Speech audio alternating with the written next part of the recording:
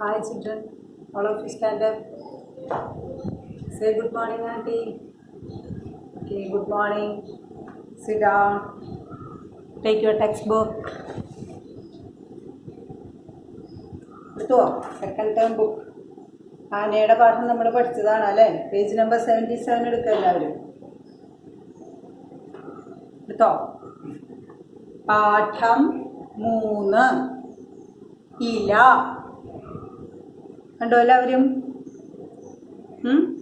ന മ ര രം ഇ മ ഇമ ഇ മ ഇമ ഇ മ ഇമ. ഇതെല്ലാവരും ഷെയ്ഡ് ചെയ്യണം.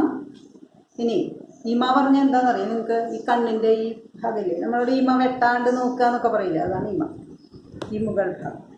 പിന്നെ ഈ ന ഇണ, ഈ ര ഇര, ഈ മ ഇമ, ഈ ഡ വ അം ഇടവം. ഇണ എന്ന് പറഞ്ഞാൽ എന്താ? നമ്മുടെ കൂട്ട്. ഇര എന്ന് പറഞ്ഞാൽ ഭക്ഷണം.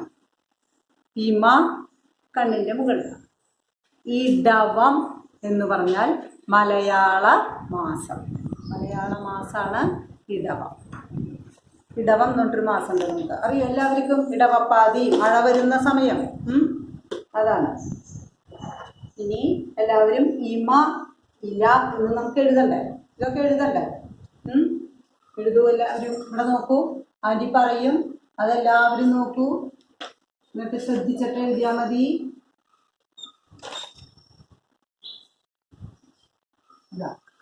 ഈ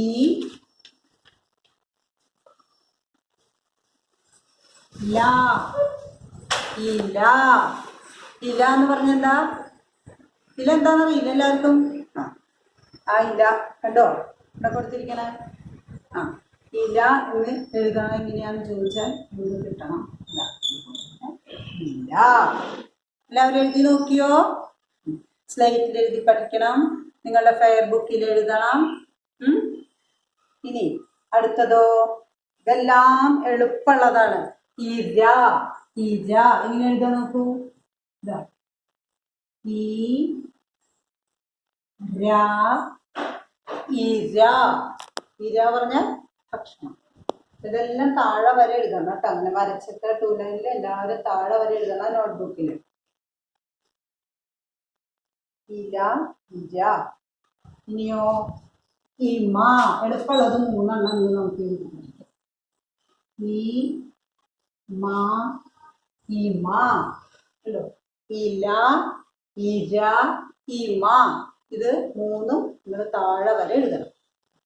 ഈ ല ഇല, ഈ ര ഇര, ഈ മ ഇമ. മനസ്സിലായില്ലേ? 3 എഴുതണം. ഇനി ഇതിലൊരു ചെറിയൊരു 4 വരിയായിട്ട് ചെറിയൊരു പാട്ടുണ്ട്, അതെല്ലാവരും പഠിക്കണം. ആൻറ്റി പാടിത്തരും. ഇടവം വന്നു, ഇടിയും വന്നു, ഇടയിടെ ഇടിയും മഴയും വന്നു. ആൻറ്റി പറഞ്ഞില്ലേ ഇടവം മലയാള മാസം ഇല്ലേ? ആ ഇടവ മാസത്തിൽ എന്താ ഉണ്ടാവുക? ഗംഭീര മഴ പെയ്യും. ഇടിയോട് കൂടിയിട്ടുള്ള മഴയുണ്ട് ഉണ്ടോ? അതാണ് ഇടിയും വന്നു മഴയും വന്നു. ഇടവം വന്നപ്പോൾ ഇടിയും വെട്ടി മഴയും പെയ്തു. അതായത് ഇടിയും മഴയും വന്നു. ഇടയ്ക്കിടയ്ക്ക് ഇടിയും വെട്ടും മഴയും പെയ്യും. അതാണ് പറയുന്നത്. ഒന്നുകൂടി പാടുക, എല്ലാവരും ഒരുമിച്ച് പാടും. ഇടവം വന്നു, ഇടിയും വന്നു, ഇടയിടെ ഇടിയും മഴയും വന്നു. ഇഷ്ടം എല്ലാവർക്കും? ഇത് ചെറിയ പാട്ടാണെങ്കിൽ നല്ല രസമല്ലേ? 4 വരി.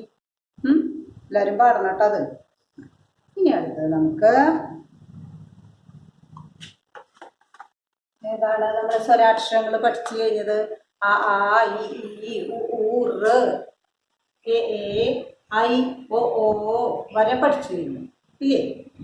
ഇനി അതിന് നമ്മൾ ആ എന്ന് പറഞ്ഞാൽ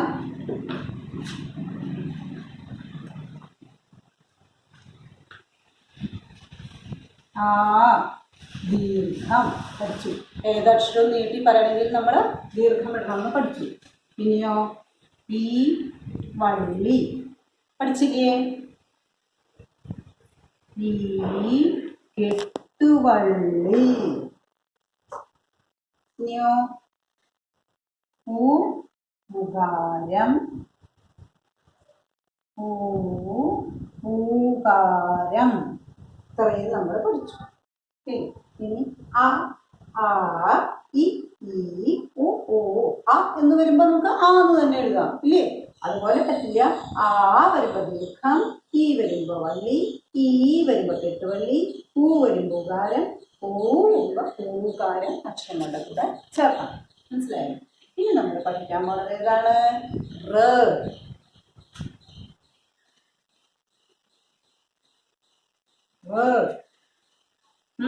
ഈ റ എന്നുള്ള അക്ഷരം നമ്മൾ കൃഷി എന്നെഴുതണമെങ്കിൽ തൃണം, മൃഗം അങ്ങനെയുള്ളതൊക്കെ വരുമ്പോൾ റ വരുമ്പോൾ ഏതടയാളം ഉപയോഗിക്കുകയാണ്?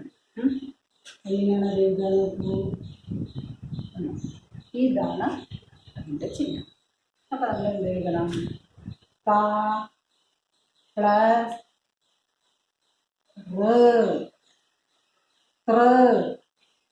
തൃണം എന്ന് പറഞ്ഞാൽ എന്താ? പുല്ല്. അപ്പൊ ത്ര എന്ന് എഴുതണമെങ്കിൽ നമുക്ക് ഇത് വേണ്ടേ? അല്ലാണ്ട് താഴെ എഴുതിട്ട് എഴുതാൻ പറ്റില്ലല്ലോ. മനസ്സിലായില്ലേ കഥ? ഇനി വാ പ്ലസ്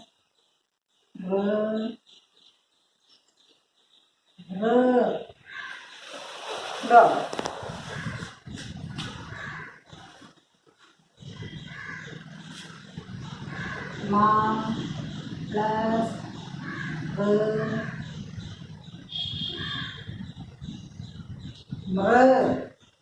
ഉണ്ടോ?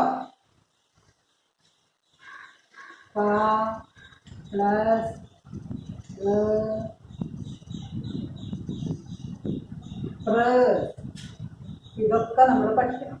വാ വൃ, താ പ്ലസ് തൃ, മാ പ്ലസ് മൃ, വാ പ്ലസ് പ്ര, വാ പ്ലസ് മൃ ഇങ്ങനെയുള്ളതൊക്കെ നമുക്ക് പഠിക്കണം. കാരണം ഒരുപാട് എണ്ണത്തിൻ്റെ ഒന്നും ഇതിൽ എഴുതേണ്ട ആവശ്യമില്ല. എല്ലാതൊന്നും വേണ്ട, കുറച്ച് എഴുതിയാൽ മതി. ബാക്കിയൊക്കെ നിങ്ങൾക്ക് അറിയാലോ ഇങ്ങനെ എഴുതി എല്ലാത്തിൻ്റെയും കൂടെ എങ്ങനെ എഴുതണം എന്നുള്ളത്.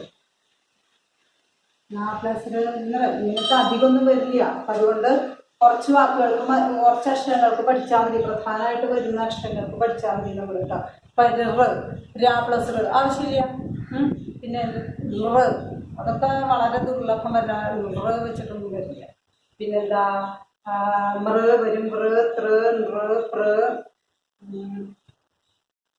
കാക്ക് ആവശ്യമില്ല. പിന്നെന്താ? രാഖി വേണ്ട, താക്കി എഴുതി. അത് ഇത്രയും നിങ്ങൾ എഴുതിയാൽ മതി.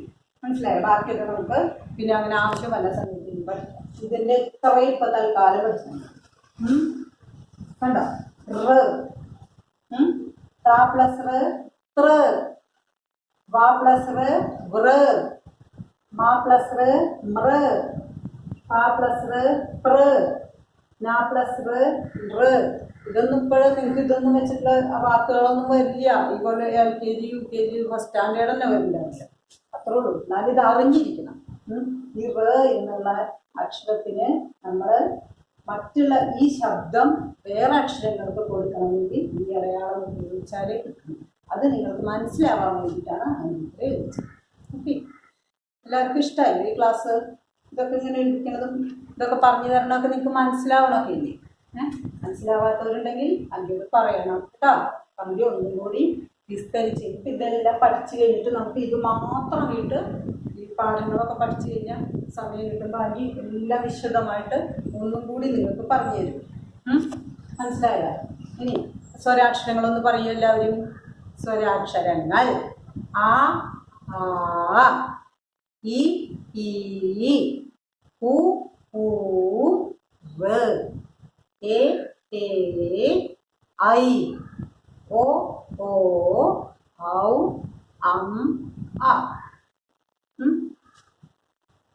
ഓക്കെ, എല്ലാവർക്കും ഇഷ്ടമായില്ലേ ക്ലാസ്സൊക്കെ? നന്നായി പഠിക്കുക. പഠിച്ചതൊക്കെ എഴുതിയതൊക്കെ എനിക്ക് അയച്ചു തരാം. All of you stand up. Say thank you, Auntie. Thank you, children. Bye.